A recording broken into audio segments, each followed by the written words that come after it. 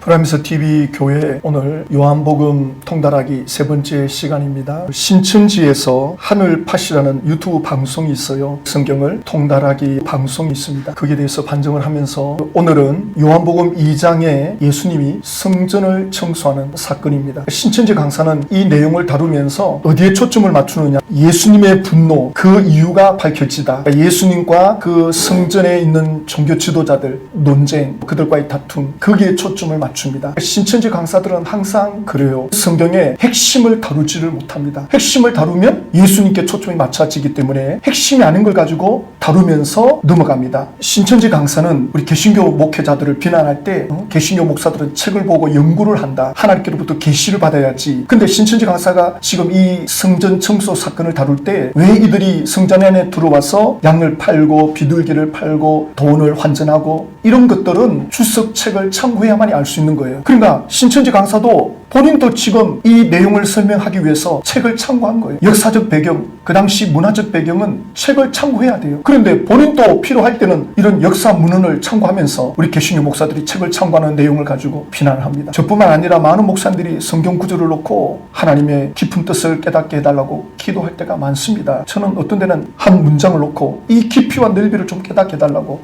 간절히 엎드려서 기도해 본 적도 많습니다. 성경은 하나님 말씀이지만 사람의 손에 의해서 기록됐습니다. 그러므로 성경을 이해하려면 사람의 관점을 이해해야 되고 하나님의 관점을 이해해야 됩니다. 두 가지 동시에 이해해야 됩니다. 양쪽을 다 봐야 되거든요. 신천지는 한쪽만 보는 거예요. 하나님의 계시. 그러면 탁월하냐? 성경 해석하는 거 들어가 보면 완전히 자기들 중심으로만 풀고 있는 걸 볼 수 있습니다. 양과 염소를 성전에 가서 하나님께 제사를 지낼 때 구약 성경대로 한다면 집에서 1년 내내 키운 양이나 염소나 또 비둘기, 그 중에서 제일 튼실한 거, 흠이 없는 거, 그래서 하나님 앞에 나오는 걸로 돼 있는데 지금 제사장은 제사장대로 타락했고 또 백성들은 백성들대로 귀찮게 그 먼 거리를 양을 끌고 가야 되나, 돈만 갖고 가면 그게 다 있는데, 그래서 예수님이 이 사람들을 내어 쫓습니다. 쫓으면서 내 아버지 집으로 장사하는 집을 만들지 마라. 자, 그러면 여기서 왜 종교 지도자들이 이 양을 파는 사람들을 끌어들이고 염소 파는 사람들을 성전 안으로 끌어들였느냐, 어떤 문제가 생겼냐면요, 저기 성전에 있는 걸 구입해와라. 아니 왜 이걸 안 받습니까? 지금 성전에서 판매하고 있는 그걸 하나님께 드려야지. 이런 식이 되는 거예요. 그러니까 형편이 어려운 분들은 성전에 나오기가 너무 어려운 거예요. 성전이 마치 영리를 목적으로 하는 곳이 돼버린 거죠. 여기 종교 지도자들이 책임이 있는 거죠. 누구나 다 성전에 와서 하나님을 예배하고 하나님을 만날 수 있도록 노력을 해야 되고 그 일에 힘써야 되는데 물질에 욕심이 어두워진 거죠. 이런 틀을 만들어 가지고는 이제 여기 있는 재물을 가지고 제사를 지내라. 장사하는 사람들대로 수익을 챙기고 또 제사장에게 주고, 성전이 하나님을 예배하는 그 목적보다는 자기들의 욕심을 채우는데 우선순위가 돼버린 거예요. 정당한 방법으로 양을 드리고 세금을 내고, 예수님도 정당한 방법으로 세금을 내고 했습니다. 그렇게 되면 누가 문제가 되겠습니까? 그러나 이렇게 해버리면 형편이 어려운 사람들은 성전에 못 나와요. 백성들은 적어도 1년에 한 번은 성전에 나와야 되거든요. 남자들은 1년에 3번, 유월절, 초막절, 맥추절, 절기 때는 나와줘야 돼요. 그래야 하나님과 관계가 회복되고 또 하나님의 복을 받을 수 있는 그런 관계가 형성되기 때문에 최소한 1년에 한 번, 모든 백성들은, 그리고 적어도 남자는 3번 정도. 그런데 형편이 어려운 사람들은 나오기가 어려운 거예요. 이렇게 제도를 만들어버리면. 그래서 예수님이 장사하는 집으로 만들지 마라. 그러니까 돈 버는 목적으로 이 성전을 이용하지 마라. 그런데 이 말씀이 마태복음 21장에는 내 집은 기도하는 집이다. 강도의 소굴로 만들지 마라. 성전은 기도하는 곳이다. 하나님을 만나는 곳입니다. 하나님을 만나는 곳인데, 하나님을 만나는데 강제적으로 조건을 붙이는 거예요. 여기 있는 양을 잡아와라. 여기 있는 염소를 가져와라. 이런 조건을 붙이니까 하나님을 만나기가 어려워지는 거예요. 그래서 예수님이 강도의 소굴로 만들지 마라. 강제로 빼앗는 거예요. 강제로.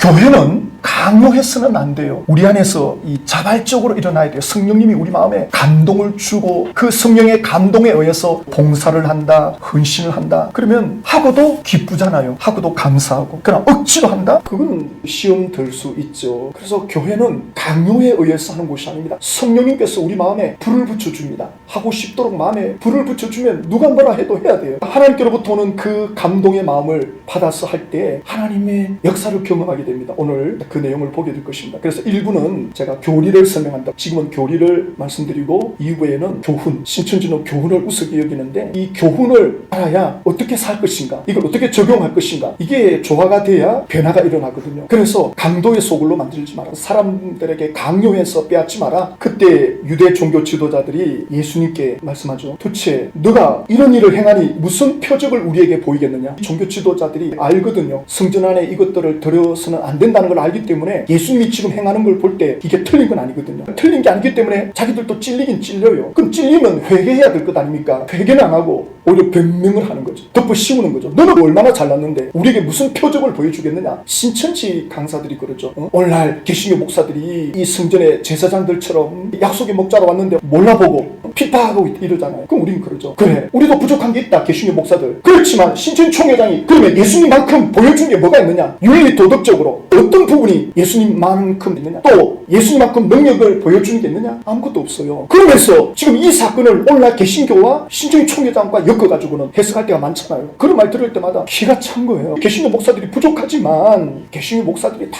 그런 건 아니죠. 개신교 목사들 중에 정말 기가 찬 목사들도 있어요. 사람인지라 우리 인정하잖아요. 개신교 목사들의 부족함을 인정하죠. 그러면 신천지 총회장이 예수님과 버금가느냐는 거예요. 예수님은 이 자리에서 이 성전을 홀라 내가 3일 만에 일으키리라. 제사장들이 이게 무슨 말인지 몰라요. 예수님의 그 기적의 소문, 이 제사장들이 그걸 다 들었어요. 알고 있습니다. 그걸로 충분하잖아요. 예수님이 500리의 기적을 일으키고 잔치집에 물로 포도주 일으키고. 마태복음 21장 사건을 지금 요한복음 2장에 갖다 놨거든요. 지금 십자가 지기 전 사건이에요. 그러면 신천지 총회장이 40년 됐는데 예수님만이 행할 수 있는 그걸 보여준 게 뭐가 있느냐 물으면 말씀을 못해요. 그러면서 왜 약속의 목자를 믿지 않느냐.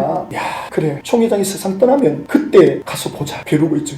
메모 다 해놓고 전화번호 적어놓고. 강사들 그때 가서 딴소리하면 정말 우리 들고 일어나야 돼요. 사람들을 사기쳐가지고 전부 다 지옥 보내고 있는데 예수님께서는 이 성전을 헐라 내가 3일 만에 일으키겠다라고 하는 이 말씀이 성전된 자기 육체를 가리켜 하신 말씀이라. 성전이 하나님을 만나는 장소고 하나님께로 나아가는 길이고 하나님과 만나는 곳입니다. 그러면 신천지 총회장은 하나님을 만나려면 신천지로 오라 그래요. 여기 와서 계시록을 듣고 지키면 하나님을 만난다, 하나님 나라에 들어오는 거다, 이렇게 가르쳐요. 개신교는 예수님을 통해서 하나님께로 나아갈 수 있다. 예수 그리스도를 찾아라, 예수 그리스도를 믿어라, 예수님을 붙잡아라, 예수님이 길이다, 예수님이 생명이다, 그렇게 말하거든요. 그래서 이 성막은 예수 그리스도의 모형입니다. 구약에는 모세가 십계명을 받아요. 하나님의 백성들을 십계명을 지켜야 된다. 하나님과 인간관계에 법도 있어야 되고 사람끼리의 법이 있어야 됩니다. 종교법이죠. 그래서 하나님께서 그 법을 주셨는데 이걸 못 지키면 죽어요. 지키는 만큼 복을 누리고 못 지키면 그 죄를 용서받을 수 있도록 성막제도 만들어 놓잖아요. 죄가 있을 때는 여기 와서 죄 사함 받으면 회복이 된다. 그래서 이것이 예수 그리스도의 모형이신데 예수님이 이 땅에 오셨을 때 세례 요한은 예수님을 보면서 보라 세상 죄를 지고 하는 하나님의 어린 양이로다. 세상 죄를 짊어지고 희생 제물이 되어 주셨다 말씀하죠. 그래서 이제 예수님의 제자들이 온 천하에 다니면서 이 기쁜 소식을 전하게 된 거죠. 만약에 예수님이 십자가의 죽으심을 당하지 않았다면 오늘날 우리가 어떻게 구원받을 수 있느냐? 그러면 적어도 대한민국 국민들은 1년에 한 번 예루살렘을 가야 돼요. 그 성전에 가서 양을 잡아야 돼요. 남자들은 1년에 3번 예루살렘을 가야 돼요. 이게 하나님의 법입니다.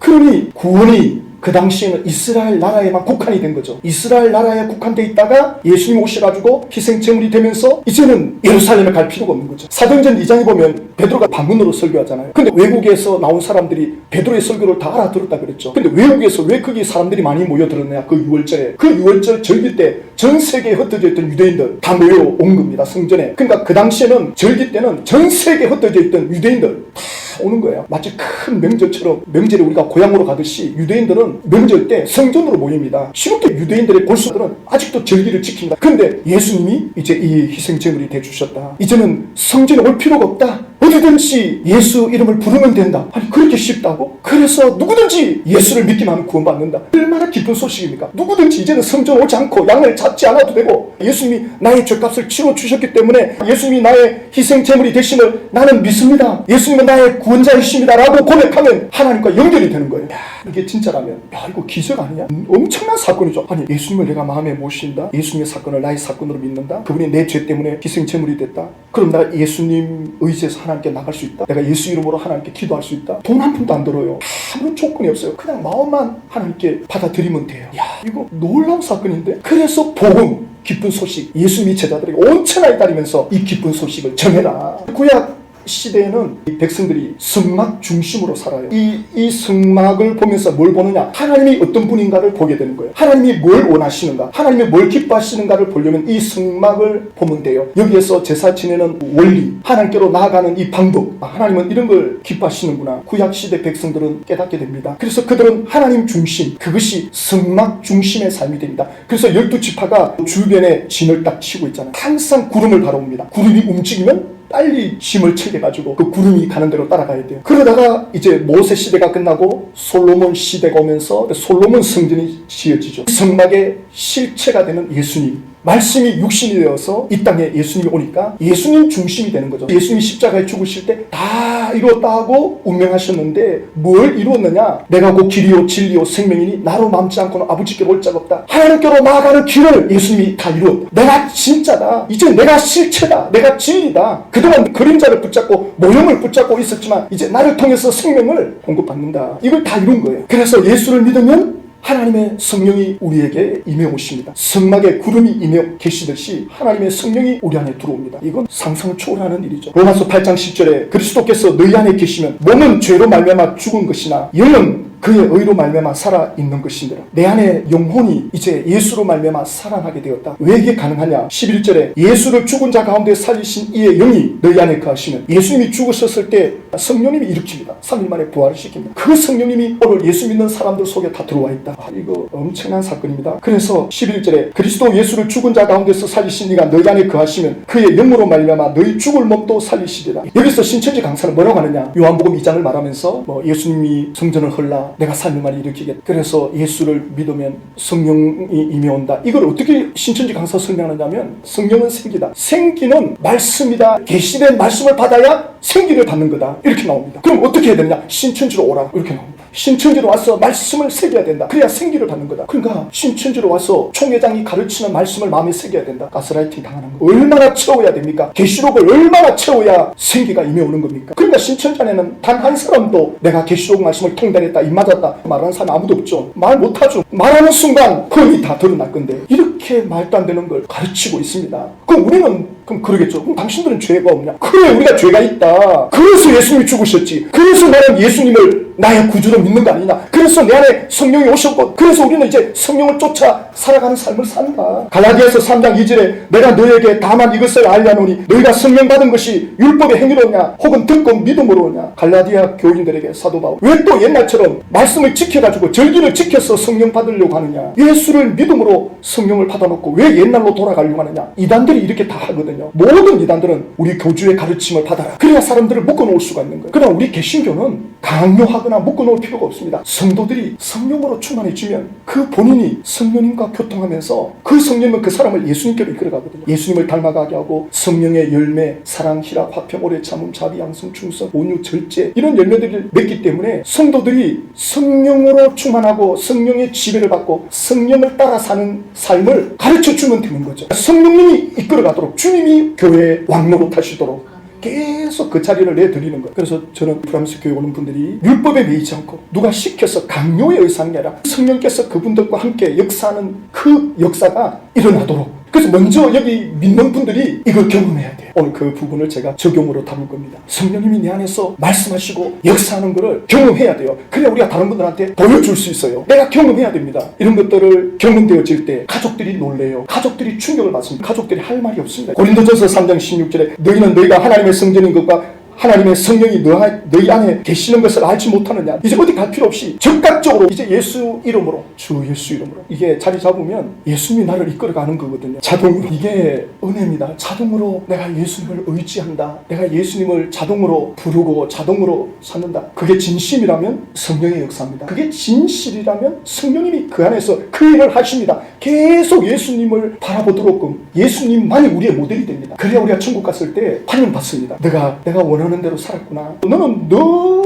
생각대로 다 살던데 이 말 천국 가면 들어요. 이렇게 듣는 사람이 있습니다. 천국 가면. 오늘 보여드릴게요. 그래서 예수를 믿으면 성령이 우리 안에 들어오셔서 우리가 이제 성막이 되고 성전이 돼서 우리가 성전 중심이 되잖아요. 성령 중심. 그 성령님은 우리를 예수님께로 이끌기 때문에 성령께 집중되면 집중될수록 예수님 바라보게 됩니다. 예수님 의지하게 되고 예수님을 붙잡게 됩니다. 우리 찬양하고 본격적인 내용을 다룹시다.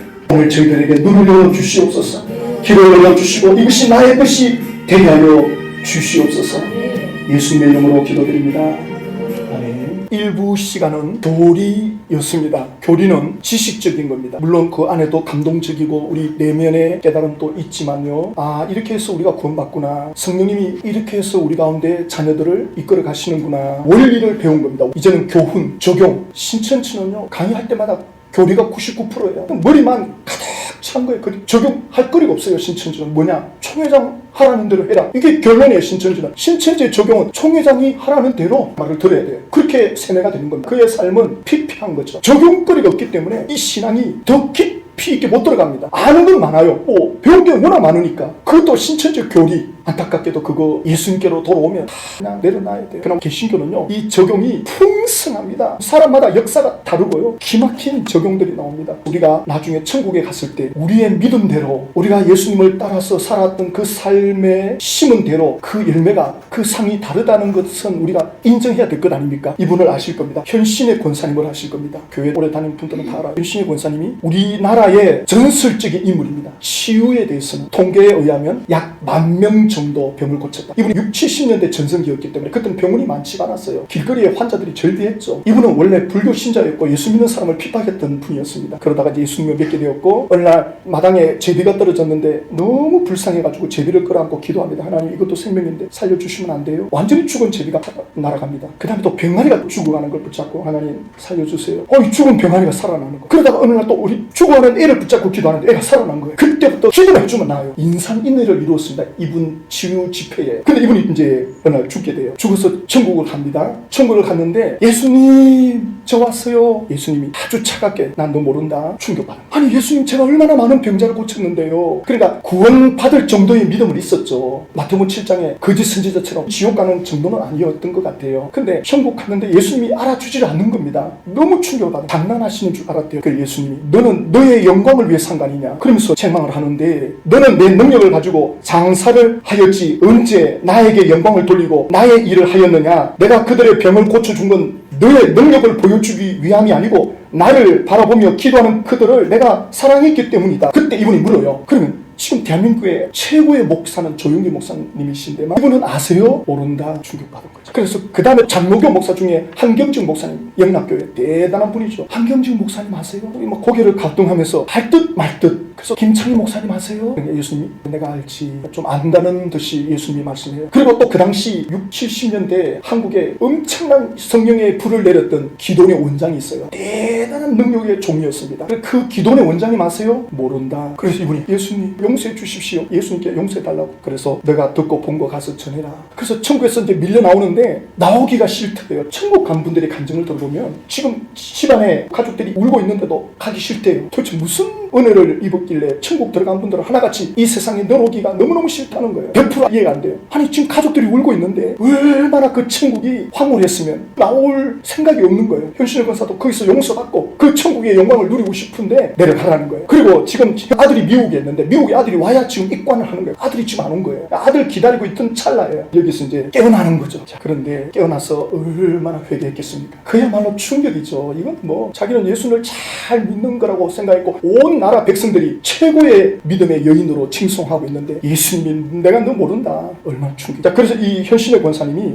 제일 먼저 하는 게 뭐냐면 개인적으로 모아놓은 돈이 있는 거예요. 그 당시 30억이면 엄청난 거죠. 80년대 초입니다. 그 30억을 누구에게 주느냐면 김창림 목사님에게 줍니다. 그때 김창림 목사님이 북한 선교를 위해서 기도할 때입니다. 제가 80년 중반에 신학생 때 북한 선교회, 그러니까 서울, 부산, 광주, 대구 매주 목요일마다 목요 철학 집회가 있었어요. 북한 선교를 위해서 기도하는. 저는 신학생이었기 때문에 초청을 받아서 거기 갔는데 매주 가다 보니까 신학생들을 이끄는 신학부 회장이 됐어요. 그래가지고 신학생들이 찬양 인도도 하고 기도회도 인도하고 그랬었는데, 그때 신학생들이 모이면 북한 문 열리면 나는 평양에 들어가겠다, 나는 신의주 들어가겠다, 그 서약을 받는 거예요. 근데 저는 아무리 기도해도 북한에 대한 나는 감동이 없다.